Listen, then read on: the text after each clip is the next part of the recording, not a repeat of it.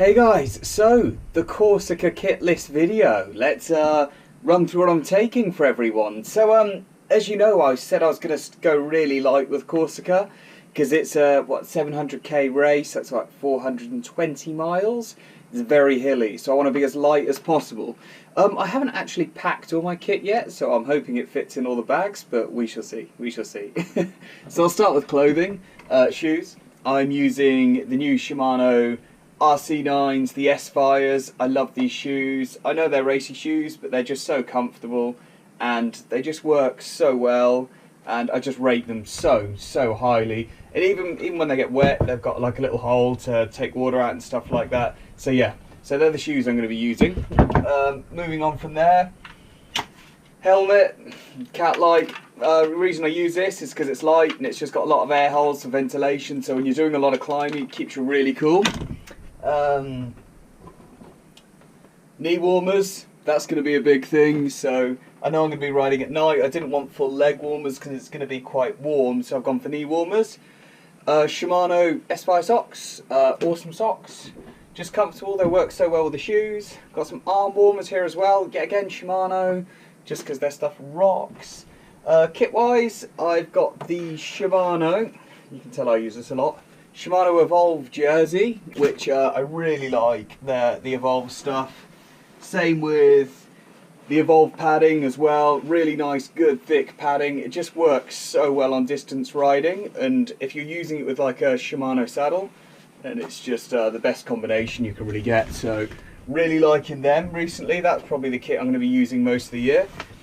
Perlizumi windbreaker for something super light, which wraps up so tight. You can't really get better than these. I think this is a barrier light Perlizumi, but I've had this probably about a year now. It's just been fantastic. It's been so good. I've got it in fluorescent as well, so I might actually be wearing it in fluorescent, but even so, same old, same old. Gloves, definitely be wearing gloves, just taking a set. Probably not going to go fingerless, going to go full finger, because if it does get a little bit cold at night, it's always my hands that get cold first, so I'm going to take them with me.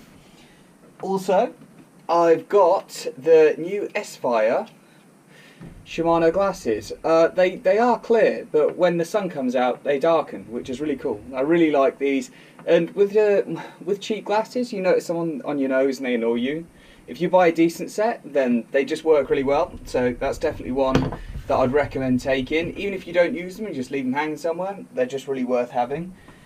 Last bit of kind of clothing wise, I'm taking a high-vis vest. So if I do decide to take the black one, I can have this on as well, and then it pretty much covers me for things seeing me at night, and it's just that extra bit of safety. I'd always recommend taking one of these. Most races now will, advise you to take one of these or you won't be starting the race, which I'm completely agreed with on that one. Okay, so that is all the clothing done. Okay, next I'm just going to run through the bags I'm using. So I love this. This is an Ortleave small frame bag.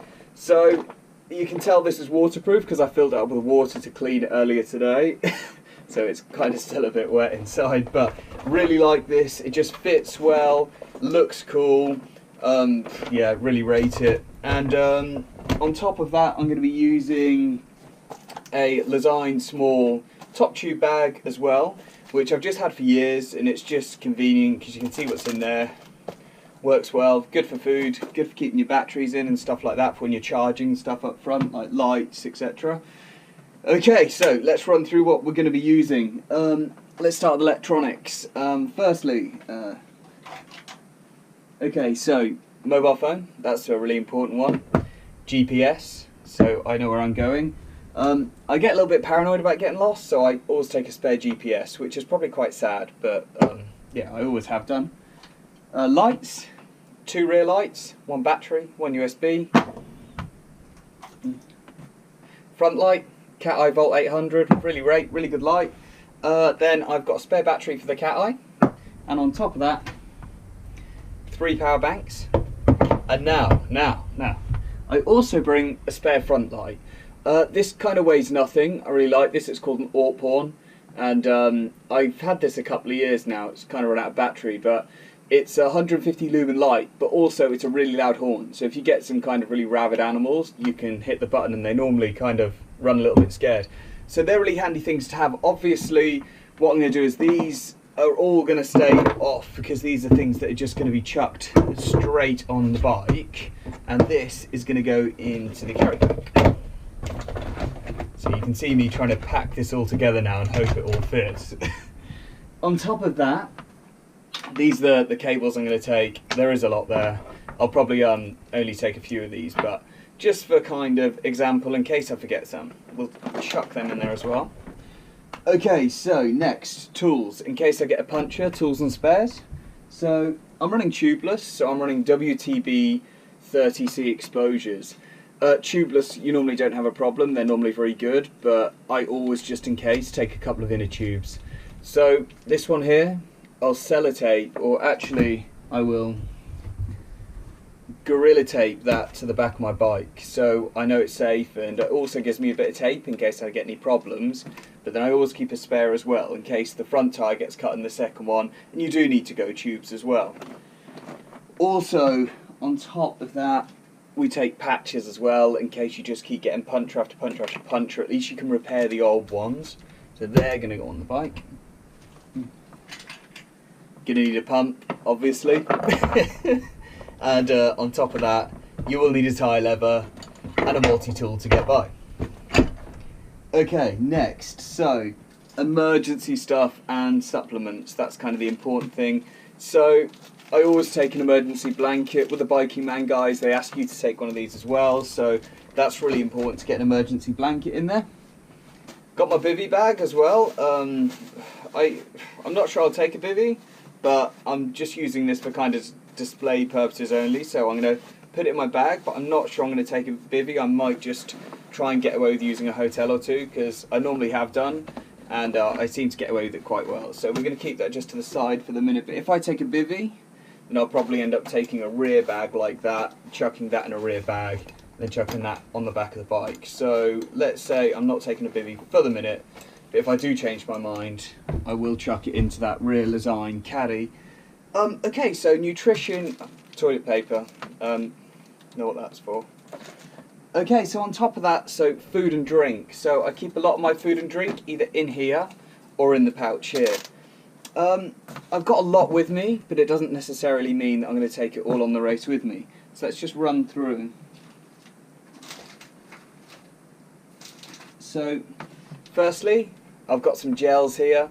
I don't really use gels, but I started to recently, and I've just noticed a really big difference in just getting that boost again and getting it quickly. So when you're really in a time of need, they just help so much, but they're not something that I would ever become reliant on. And I think that's really important not to rely on gels, because you can only do that for like maybe a day or so before it starts rotting your guts through. Well, that's how it goes with me anyway. So I always keep a few gels just for those really tough mornings or those really late nights when you're really tired, and you just go for the ones full of caffeine, so you go a little bit crazy. Few energy bars. I'll probably end up having these at the start, probably end up having them quite early just to get them out of the way. So this is kind of going to be something that I'll use when I start the race and then just get rid of them. But they were cheap, they were on offer at Tesco's. Big fan. A couple of protein bars I might take with me, I might not, but even so, they're going to be useful after the race, whatever happens, so I'll pack them now for the minute just to see how I feel. And then some electrolyte tablets. So I ran out of these last time, and I've become quite reliant on these actually at the minute, but they are very good. The ones with caffeine are even better, and they just give you that boost. And on these races, it's normally in quite hot places, so you lose so many salts, and that doesn't kind of like just make you feel a little bit rough, that just kind of destroys your muscles really quickly. So I really recommend always taking, you know, not a full tube, maybe I'll use a smaller container and just take, you know, 10, and that should cover me for it really. But obviously, you know, with all your supplies, they go down very quickly, and I'm expecting this race to be done in about 3 days, so that's why I'm travelling with such little stuff. On top of that, obviously, there's some other really important things to have, like Sudocrem. I don't really use chamois, I just find Sudocrem's pretty good, but I only use it on trips. So if you see me out riding in training, I'll never use any of this. But if you see me on a race, then I'll constantly have it on my arse. I just think it's really good stuff, and it's just good anti-bac, really.